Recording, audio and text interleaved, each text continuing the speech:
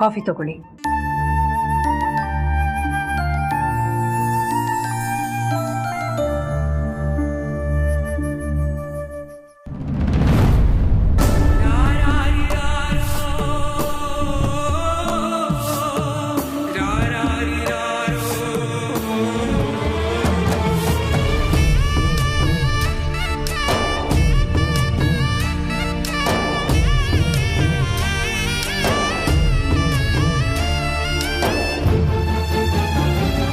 ಪಾರ್ವತಿ ಅವರೇ, ಇದನ್ನೆಲ್ಲ ಮಾಡೋದಕ್ಕೆ ಬೇರೆಯವರಿದ್ದಾರೆ.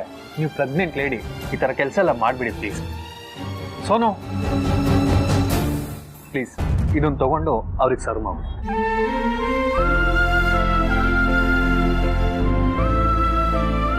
ಕಾಫಿನ ನಾನೇ ತಗೊಂಡು ಅತ್ಯಮ್ಮಂಗೆ ಕೊಡೋಕೆ ಹೊರಟಿದ್ನಲ್ಲ, ಅತ್ಯಮ್ಮಂಗೆ ನಾನಿಲ್ಲಿ ಕೆಲಸ ಮಾಡೋದು ಗೊತ್ತಾಗ್ತಿರ್ಲಿಲ್ವಾ? ಭಾವನೆಗಳನ್ನ ನಿಯಂತ್ರಣದಲ್ಲಿಟ್ಕೊಳ್ಳೋದನ್ನ ಕಲ್ತ್ಕೋಬೇಕು ನಾನು.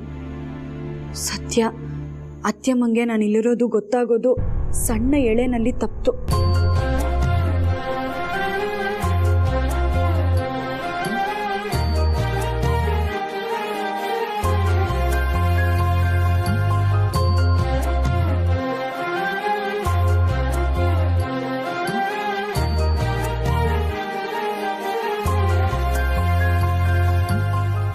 ದಯವಿಟ್ಟು ಕ್ಷಮಿಸಿ.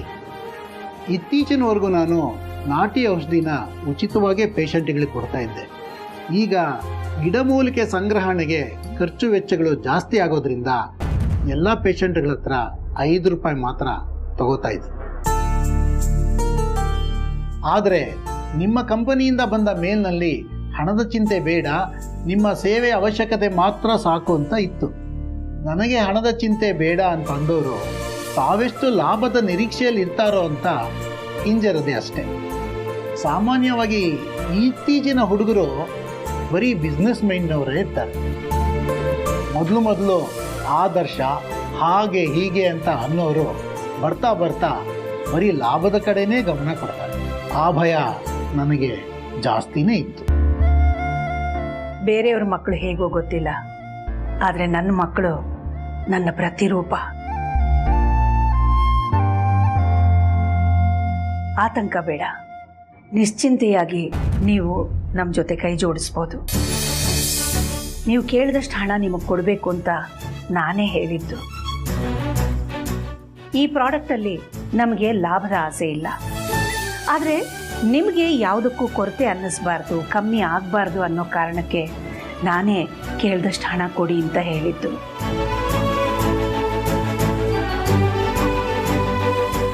ಇದು ನಿಮ್ಮ ಇಷ್ಟು ವರ್ಷದ ಅನುಭವಕ್ಕೆ, ನಿಮ್ಮ ಪ್ರತಿಭೆಗೆ ನಾವು ಸಲ್ಲಿಸೋ ಗೌರವ ಅಂತ ಭಾವಿಸ್ಬೇಕು.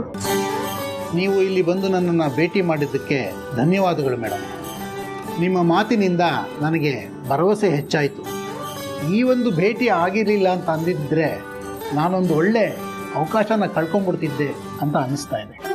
ಬಸ್ರಿಯರಿಗೆ ಅವ್ರು ಹುಟ್ಟೋ ಮಕ್ಕಳ ಆರೋಗ್ಯದ ಸ್ಥಿರತೆಗೋಸ್ಕರ ನಾವು ಲಾಂಚ್ ಮಾಡ್ತಾ ಇರೋ ಪ್ರಾಡಕ್ಟ್ನಲ್ಲಿ ನೀವು ನಮ್ಮ ಜೊತೆಗಿದ್ದೀರಾ ಅಂತ ಅನ್ಕೋಬೋದಲ್ವಾ?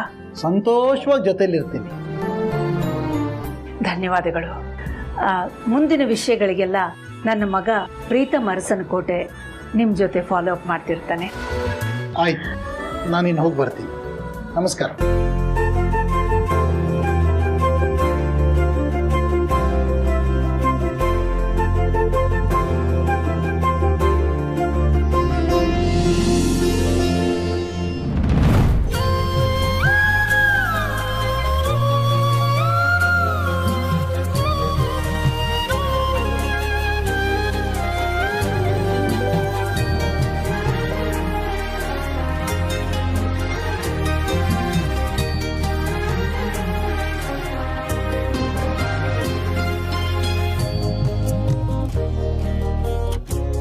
ಮೀಟಿಂಗ್ ಎಲ್ಲ ಮುಗಿತಾ ಮ್ಯಾಮ್? ಮುಗೀತು. ಕಾಫಿ ತುಂಬಾ ಚೆನ್ನಾಗಿತ್ತು. ಯಾರು ಮಾಡಿದ್ದು? ನಮ್ ಸ್ಟಾಫೇ ಮಾಡಿದ್ದು, ಪಾರ್ವತಿ ಅಂತ.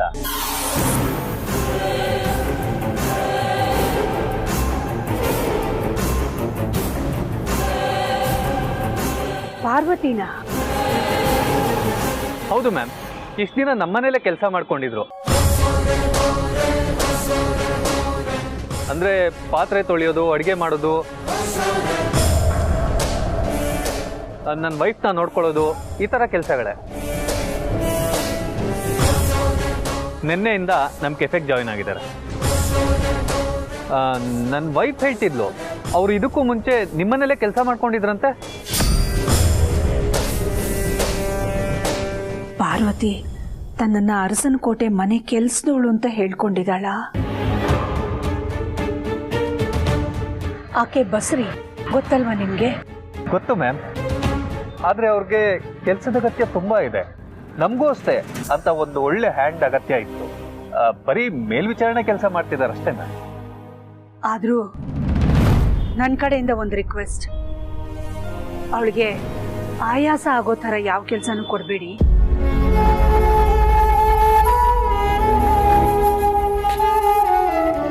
ಅಯ್ಯೋ ಖಂಡಿತ ಇಲ್ಲ ಮ್ಯಾಮ್, ನನ್ನ ವೈಫ್ ಕೂಡ ಪ್ರೆಗ್ನೆಂಟೇ, ಐ ಕ್ಯಾನ್ ಅಂಡರ್ಸ್ಟ್ಯಾಂಡ್.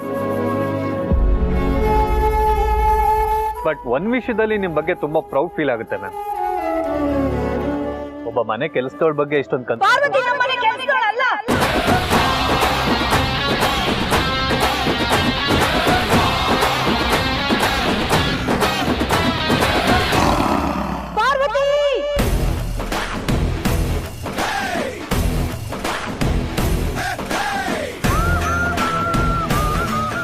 ಅರಸನಕೋಟೆ ದೊಡ್ಡ ಸೊಸೆ ಅವಳು.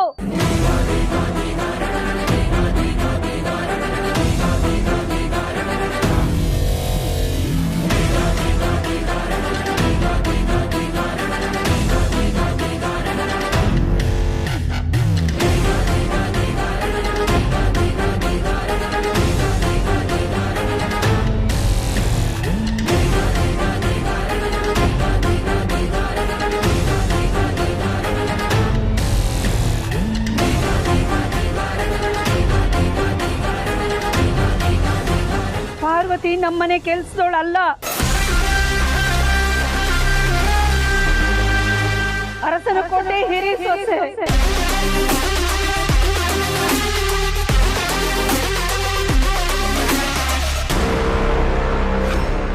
ಈ ಅಖಿಲಾಂಡೇಶ್ವರಿಯ ದೊಡ್ಡ ಸೊಸೆ.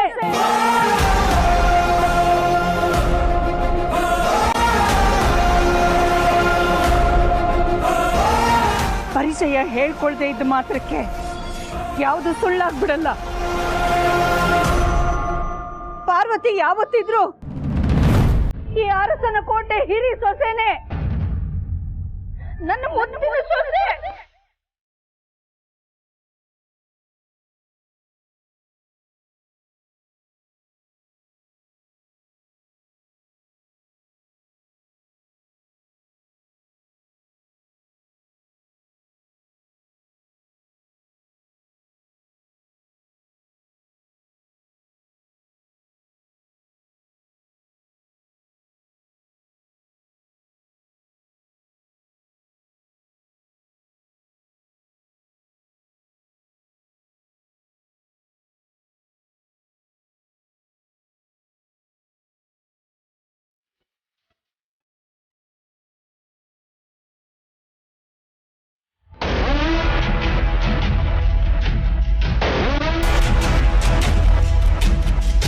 ಪಾರ್ವತಿ ಅವರೇ, ಆದಿತ್ಯ ಅವರೇ, ಸಂದೇಶ್ ಹೇಳಿದೆಲ್ಲ ನಿಜನಾ?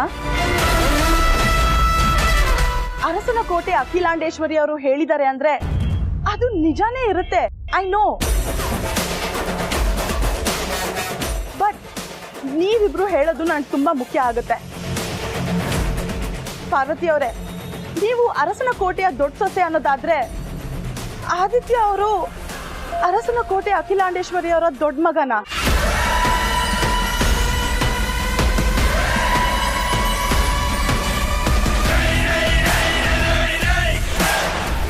ಹಾಗಾದ್ರೆ ನೀವು ಅವ್ರ ಮನೇಲಿ ಇರೋದ್ ಬಿಟ್ಟು ಬೇರೆ ಯಾಕಿದ್ದೀರಾ? ಪಾರ್ವತಿ ಅವರ ತವ್ರ ಮನೆಯಲ್ಲಿ? ಅರಸನಕೋಟೆಯಲ್ಲಿ ತಮ್ಮ ಕಾರ್ ಓಡಿಸೋದಕ್ಕೆ 10 ಜನ ಡ್ರೈವರ್ಗಳಿದ್ದಾರೆ ಅಂತ ಕೇಳಿದ್ದೀನಿ. ಅಂತದ್ರಲ್ಲಿ ನೀವ್ಯಾಕೆ ಸರ್ ಆಟೋ ಓಡಿಸ್ತಿದ್ದೀರಾ?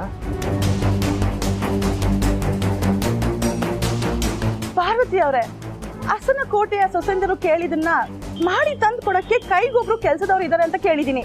ಅಂಥದ್ರಲ್ಲಿ ನೀವ್ ಯಾಕೆ ನಮ್ಮತ್ತ ಕೆಲ್ಸದವ್ರ ಹಾಗೆ ಸೇರ್ಕೊಂಡಿದ್ದೀರಾ? ಅಲ್ಲ, ಏನ್ ನಡೀತಿದೆ ನಿಮ್ ಲೈಫಲ್ಲಿ? ನೀವಿಬ್ರು ಹೀಗೆ ಸೈಲೆಂಟ್ ಆಗಿದ್ರೆ ನಮ್ ಕನ್ಫ್ಯೂಷನ್ಸ್ ಇನ್ನೂ ಜಾಸ್ತಿ ಆಗುತ್ತೆ. ನೀವಿಬ್ರು ಬೇರೆ ಯಾರೋ ಆಗಿದ್ದಿದ್ರೆ ನಮ್ಗೆ ಇಷ್ಟೊಂದು ಮ್ಯಾಟ್ರ್ ಆಗ್ತಿರ್ಲಿಲ್ಲ. ಆದ್ರೆ ನೀವು ನೋಡಿದ್ರೆ ಅಖಿಲಾಂಡೇಶ್ವರಿ ಮೇಡಮ್ ಮಗ ಸೊಸೆ ಅಂದ್ರೆ ನಿಮ್ಮನ್ನ ಕೆಲ್ಸಕ್ಕೆ ಇಟ್ಕೊಳ್ಳೋ ಯೋಗ್ಯತೆ ನಮ್ಗೆಲ್ಲಿದೆ? ಆದ್ರೆ ತುಂಬಾ ಹರ್ಟ್ ಅಂತೂ ಆಯ್ತು. ಯಾಕಂದ್ರೆ ನೀವು ಬಸ್ರಿ ಅನ್ನೋ ವಿಷಯನ ಮುಚ್ಚಿಟ್ರಿ. ವಿಷಯ ಗೊತ್ತಾದ್ಮೇಲೆ ತುಂಬಾ ಬೇಜಾರಾಯ್ತು ಪಾರ್ವತಿ ಅವರೇ. ನಾನೇ ಒಂದು ಬಸ್ರಿ ಹೆಂಗ್ಸಾಗಿ ಇನ್ನೊಬ್ಬ ಬಸ್ರಿ ಹೆಂಗ್ಸ್ನ ಕೆಲ್ಸಕ್ಕೆ ಇಟ್ಕೊಂಡು ಆರೈಕೆ ಮಾಡಿಸ್ಕೊಳ್ತಾ ಇದ್ದೀನಿ ಅಂತ. ಬಟ್ ನೀವ್ ಅದಕ್ಕೆ ಒಂದು ಜಸ್ಟಿಫಿಕೇಶನ್ ಕೊಟ್ರಿ. ಅದಾದ್ಮೇಲೆ ನಂಗೆ ಸ್ವಲ್ಪ ಸಮಾಧಾನ ಆಯ್ತು.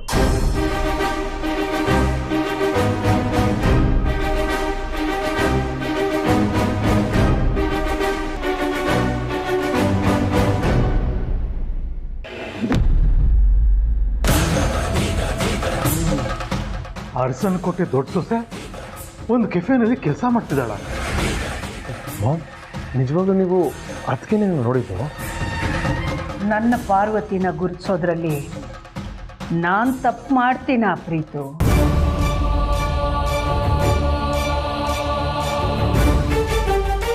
ಅವಳು ಮಾಡಿದ ಕಾಫಿ ರುಚಿ ನೋಡಿದಾಗಲೇ ನನಗೆ ಗೊತ್ತಾಗೋಯ್ತು ಇದು ನನ್ನ ಪಾರ್ವತಿನೇ ಮಾಡಿದ್ದು ಅಂತ.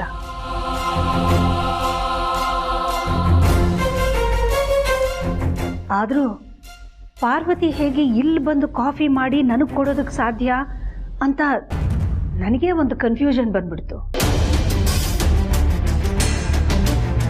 ಕೆಲವು ಸಲ ನಾವು ಮನಸ್ಸಿನಲ್ಲಿ ಯಾವುದಾದ್ರೂ ವ್ಯಕ್ತಿ ಬಗ್ಗೆ ತುಂಬ ಯೋಚನೆ ಮಾಡ್ತಾ ಇದ್ರೆ, ತುಂಬ ಅನ್ಕೋತಾ ಇದ್ರೆ, ನಾವು ಯಾರನ್ನು ನೋಡಿದ್ರೂ ಅವರನ್ನೇ ನೋಡ್ದಾಗ ಅನಿಸುತ್ತೆ. ಅವರ ಆಕಾರ, ಅವ್ರ ಥರ ಬಟ್ಟೆ ಹಾಕ್ಕೊಂಡಿರೋರು, ಯಾರನ್ನೇ ನೋಡಿದ್ರು ಅವ್ರ ನೆನಪೇ ಬರ್ತಿರುತ್ತೆ. ಕಾಫಿ ವಿಷಯದಲ್ಲಿ ಪಾರ್ವತಿ ಬಗ್ಗೆ ನನಗೆ ಇದೇ ಥರ ಫೀಲ್ ಆಗ್ತಿದೆಯೇನೋ ಅಂತ ಅಂದ್ಕೊಂಡೆ. ಆದರೆ ಮನಸ್ಸು ಸಾರಿ ಸಾರಿ ಹೇಳ್ತಾ ಇತ್ತು ಇದು ನನ್ನ ಪಾರ್ವತಿ ಮಾಡಿರೋ ಕಾಫಿನೇ ಅಂತ. ತಕ್ಷಣ ಹೋಗಿ ಕೇಳೋಣ ಅಂದ್ಕೊಂಡೆ. ಆದರೆ ಜೊತೆಲಿ ನಾಟಿ ವೈದ್ಯರಿದ್ದರಿಂದ ಅವ್ರ ಜೊತೆ ಮಾತಾಡಿ ಮೊದಲು ಅವ್ರನ್ನ ಕಳಿಸ್ಬೇಕಾಗಿತ್ತು. ಕಾಫಿ ಮಾಡಿದವ್ರು ಯಾರು ಅಂತ ಕೇಳಿದಾಗ ಕೆಫೆ ಓನರ್ ಹೇಳಿದ ಹೆಸರು ಪಾರ್ವತಿ ಅಂತ. ನನ್ನ ಕಣ್ಣು ಮುಂದೆನೆ ಸಾಕ್ಷಾತ್ ನಮ್ಮ ಪಾರ್ವತಿ ಬಂದು ನಿಂತ್ಲಲ್ಲ, ಇದಕ್ಕಿಂತ ಸಾಕ್ಷಿ ಬೇಕಾ? ಇದೇನಾಗಿಲ್ಲ ಹೀಗಾಗೋಯ್ತು? ನಮ್ಮನೇಲಿ ಎಷ್ಟೊಂದು ಜನ ಕೆಲಸದವ್ರನ್ನ ಇಟ್ಟಿದ್ದೀವಿ. ಜನನಿ ಬಸರಿ ಅನ್ನೋ ಕಾರಣಕ್ಕೆ ಯಾವ ಕಷ್ಟವಾದ ಕೆಲಸನ ಮಾಡಕ್ಕೆ ಬಿಡಲ್ಲ. ಅವಳನ್ನ ನೋಡ್ಕೊಳ್ಳೋಕ್ಕೆ ನರ್ಸ್ನೂ ಗೊತ್ತು ಮಾಡಿದ್ದೀವಿ. ಹೀಗಿರ್ಬೇಕಾದ್ರೆ ನಮ್ಮನೆ ದೊಡ್ಡ ಸೊಸೆ ಪಾರ್ವತಿ ಕೆಫೆನಲ್ಲಿ ಕೆಲಸ ಮಾಡ್ತಿದ್ದಾಳ. ನಿನ್ನೆವರೆಗೂ ಮನೆ ಕೆಲಸನೂ ಮಾಡ್ತಾ ಇದ್ಲು.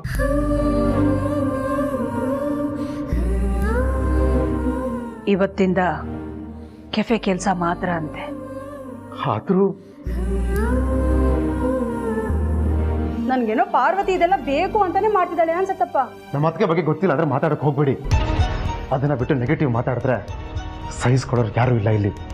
ಅಯ್ಯೋ ಅಳಿಯಂದ್ರೆ ದಯವಿಟ್ಟು ನನ್ನ ಬಗ್ಗೆ ತಪ್ಪು ತಿಳ್ಕೊಬೇಡಿ. ನನಗೂ ಪಾರ್ವತಿ ಬಗ್ಗೆ ಕಾಳಜಿ ಇದೆ. ಕಾಳಜಿ ಇರೋರು ಮಾತಾಡೋ ಮಾತಾ ಇದು.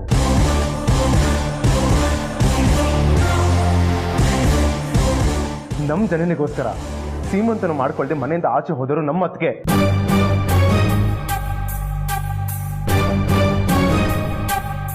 ಅವ್ರ ಬಗ್ಗೆ ತರ ತಪ್ಪಾಗಿ ಮಾತಾಡಕ್ಕೆ ಮನ್ಸಾದ್ರೂ ಹೇಗೆ ಬರುತ್ತೆ ನಿಮಗೆ? ಅಯ್ಯೋ ಅಳಿಯಂದ್ರೆ ದಯವಿಟ್ಟು ನನ್ನ ಮಾತನ್ನ ತಪ್ಪಾಗಿ ತಿಳ್ಕೊಬೇಡಿ. ಪಾರ್ವತಿ ಎಂತ ಒಳ್ಳೆ ಹುಡುಗಿ, ಎಂತ ತ್ಯಾಗಮಯಿ ಹುಡುಗಿ ಅಂತ ನನಗೂ ಚೆನ್ನಾಗಿ ಗೊತ್ತು. ಅವಳ ಬಗ್ಗೆ ನಾನು ಹಾಗೆಲ್ಲ ಮಾತಾಡಿ ನಾನು ಯಾವ ನರ್ಕಕ್ಕೆ ಹೋಗ್ಬೇಕು ಹೇಳಿ? ಹಾಗಾದ್ರೆ ನೀವು ಮಾತಾಡಿ ನಿಜವಾದ ಅರ್ಥ ಆದ್ರೂ ಏನಂತ ಹೇಳಿ. ಖಂಡಿತವಾಗ್ಲೂ ಹೇಳ್ತೀನಿ ಅಳಿಯಂದ್ರೆ. ಪಾರ್ವತಿ ಮನೆಯಿಂದ ಹೊರಟಾಗ ಅವಳ ಉದ್ದೇಶ ಏನಿತ್ತು ಅಂತ ನಿಮ್ಮೆಲ್ರಿಗೂ ಗೊತ್ತು. ಅದನ್ನ ನಾವೆಲ್ಲರೂ ಗೌರವಿಸಿದ್ವಿ. ಅವಳ ತ್ಯಾಗನ ಎಲ್ಲರೂ ಹಾಡು ಹೊಗಳಿದ್ವಿ. ಆದ್ರೆ ಅವಳು ಇಲ್ಲಿಂದ ಹೋದ್ಮೇಲೆ ಅವಳು ಈ ರೀತಿ ನಡ್ಕೊಳ್ಳೋದಕ್ಕೆ ನಿಜವಾದ ಕಾರಣ ಏನು ಅಂತ ನಿಮ್ಗೆ ಯಾರಿಗಾದ್ರೂ ಗೊತ್ತಿದ್ಯಾ?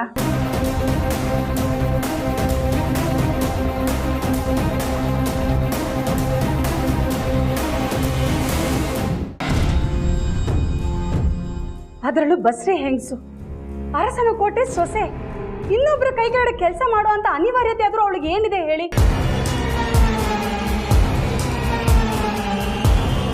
ನಿಮ್ಮ ಅಣ್ಣ ದುಡ್ದು ಅವಳಿಗೆ ಊಟ ಹಾಕಲ್ಲ ಅಂತನ ಪಾಪ?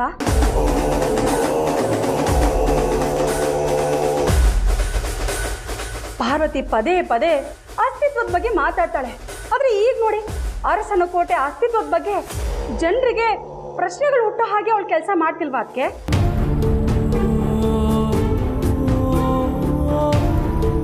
ಈಗ ನೀವೇ ಹೇಳಿ. ಅದಕ್ಕೆ ಇವತ್ತು ನೀವು ಅಲ್ಲಿಗೆ ಹೋದಾಗೆ ನಿಮಗ್ ಪರಿಚಯ ಇರೋರು ಯಾರಾದ್ರೂ ಪಾರ್ವತಿ ಕೆಲಸ ಮಾಡೋ ಜಾಗಕ್ಕೆ ಹೋಗಿ ನಿಮ್ ಸೊಸೆನ ಅಲ್ಲಿ ನೋಡಿದಾಗ ನಿಮ್ ಬಗ್ಗೆ ತಪ್ಪು ತಿಳ್ಕೊಳ್ಳಲ್ವಾ?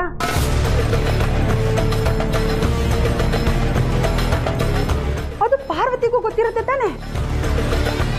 ಗೊತ್ತಿದ್ದು ಅವಳು ಕೆಲಸ ಮಾಡ್ತಿದ್ದಾಳೆ ಅಂದ್ರೆ ಜನ ನಿಮ್ ಬಗ್ಗೆ ತಪ್ಪು ತಿಳ್ಕೊಳ್ಳಿ ಅಂತಾನೆ ತಾನೆ ಅವಳು ಹೀಗೆಲ್ಲ ಮಾಡ್ತಿದ್ದಾಳೆ? ಖಂಡಿತ ಇಲ್ಲ.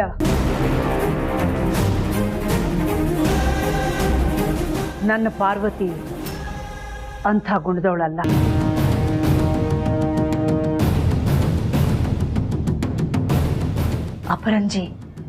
ಅಪರಂಜಿ ಚಿನ್ನ ನನ್ನ ಪಾರ್ವತಿ.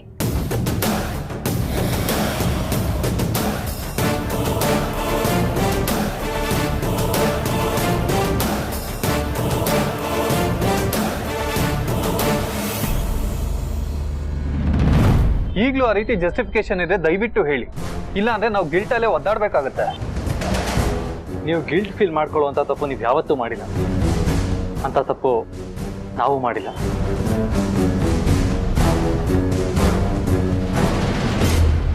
ನಿಜ, ನಾನು ಅರಸನ್ ಕೋಟೆ ಅಖಿಲಾಂಡೇಶ್ವರಿ ಅವರ ಮೊದಲನೇ ಮಗ ಆದಿತ್ಯ ಅರಸನ್ ಕೋಟೆ.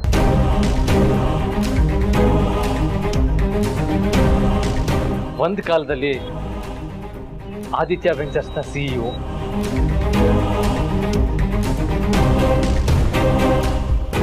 ಬಟ್ ಈಗಲ್ಲ. ಈಗ ನಾನು ಮತ್ತೆ ಪಾರ್ವತಿ ಅರಸನ್ ಕೋಟೆ ಬಂಗ್ಲೆಲಿಲ್ಲ.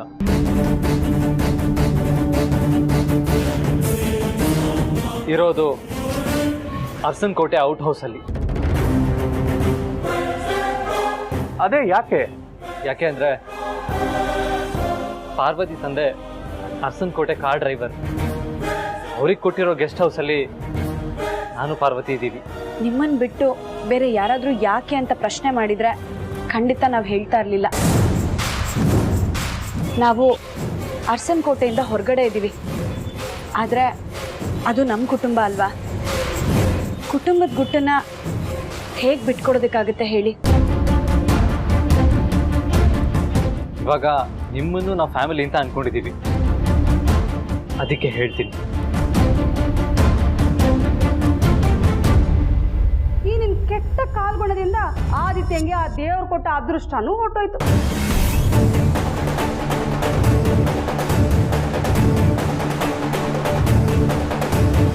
ಇದು ನಮ್ಮ ಕತೆ. ಈಗ ನಾವಾಗಿ ಗುರುತಿಸ್ಕೊಳ್ಳೋ ಅವಶ್ಯಕತೆ ಇದೆ. ಅದಕ್ಕೆ ಅರಸನ್ ಕೋಟೆ ಹೆಸರನ್ನ ನಾವು ಯಾವತ್ತೂ ಹೇಳಿರಲಿಲ್ಲ. ನಿಮಗೆ ನಮ್ಮಿಂದ ಬೇಜಾರಾಗಿದ್ರೆ 4 ಮಾತು ಬೈದ್ಬಿಡಿ. ಬೇಕಾದ್ರೆ ಕೆಲಸದಿಂದ ತೆಗ್ದು ಹಾಕ್ಬಿಡಿ. ನಮಗೆ ನಿಮ್ಮೇಲೆ ಯಾವ ಬೇಜಾರು ಇಲ್ಲ. ಆದರೆ ನನಗೆ ಕೆಲಸದ ಅಗತ್ಯ ತುಂಬ ಇದೆ. ಇಲ್ಲಲ್ಲ ಅಂದರೂ ನಾನು ಬೇರೆ ಕಡೆ ಕೆಲಸ ಮಾಡಲೇಬೇಕು.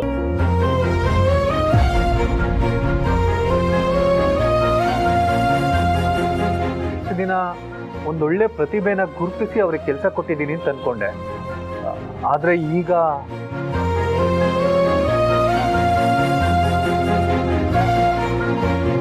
ಫ್ಯಾಮಿಲಿ ಅಂದಮೇಲೆ ನಾನಾ ಕಾರಣಗಳಿಂದ ದೂರ ಆಗೋದು ಸಹಜ.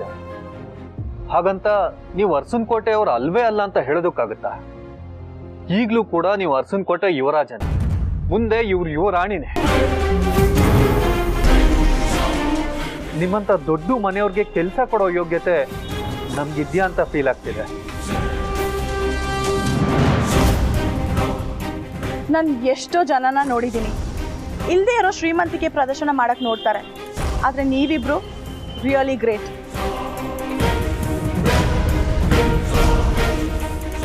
ನೀವು ಇನ್ನು ಮುಂದೆ ಇಲ್ಲೇ ಕೆಲಸ ಕಂಟಿನ್ಯೂ ಮಾಡ್ತೀನಿ ಅಂದ್ರೆ ಅದು ನಿಮ್ಮ ದೊಡ್ಡತನ ಅಂತ ಅನ್ಕೋತೀವಿ ಅಷ್ಟೇ. ಅದು ನಿಮ್ಮ ದೊಡ್ಡತನ ಕೂಡ. ನಾನು ಇಲ್ಲೇ ಕೆಲಸದಲ್ಲಿ ಮುಂದುವರಿತೀನಿ.